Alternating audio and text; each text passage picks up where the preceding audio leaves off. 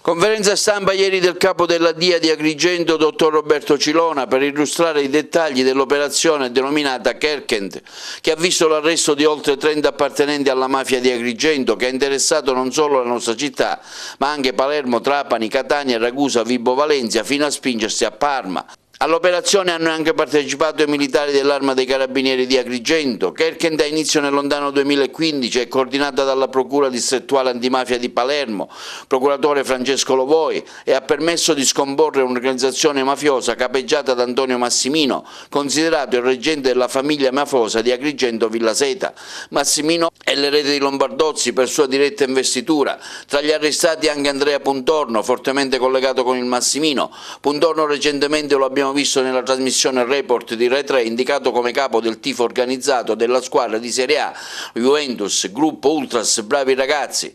Il risultato dell'operazione è dovuto anche alla confessione del pentito favarese, collaboratore di giustizia, Giuseppe 40. Massimino aveva creato una rete di franchising per la distribuzione della droga, ma attenti a sgarrare, chi faceva il furbo se la vedeva direttamente con lui. A Massimino si rivolgevano anche dei privati che in caso di controversie cercavano la sua mediazione. Anche per quanto riguarda il caso di un rivenditore di auto, Gangi, che si era rivolto a lui perché un tale gli avrebbe pagato l'auto acquistata con un assegno falso di 15.000 euro. La vittima, attirata nel garage dove aveva la sede la banda a Villaseta presso il deposito di una ditta di distribuzione di bevande, venne invitata a restituire il maltolto e fatti anche delle avanze alla moglie che era in sua compagnia. Massimino aveva creato agganci con le famiglie mafiose di Palermo, della Noce, quella calabrese dell'Andrina e di Palma di Montechiaro, gruppo matrice Striddara.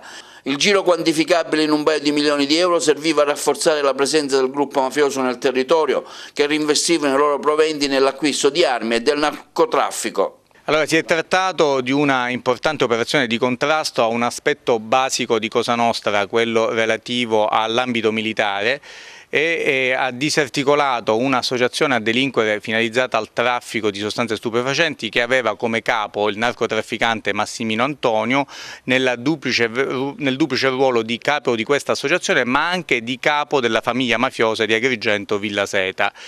La struttura associativa, per quanto concerne il business dello stupefacente, consentiva un canale di finanziamento importante per la cosca era stato realizzato attraverso una spregiudicatezza imprenditoriale che poneva il Massimino al vertice di quella che era una sorta di franchising della droga che attraverso il brand vincente della mafia aveva sbaragliato la concorrenza e raggiunto posizioni monopolistiche sul territorio di Agrigento, sui quartieri satellite e sui comuni di Porto Empedocle e Favara. I personaggi sono tanti e ognuno di questi ha contribuito in maniera causale e determinante all'efficienza dell'associazione. C'erano gli organizzatori, c'erano i corrieri, c'erano coloro i quali tenevano i contatti, coloro i quali facevano da broker per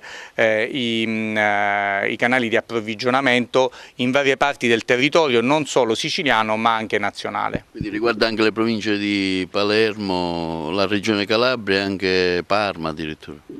Sì, l'aspetto di Parma è relativo più che altro al momento dell'esecuzione, perché uno dei soggetti tra i più importanti dell'associazione si trovava da qualche mese a Parma.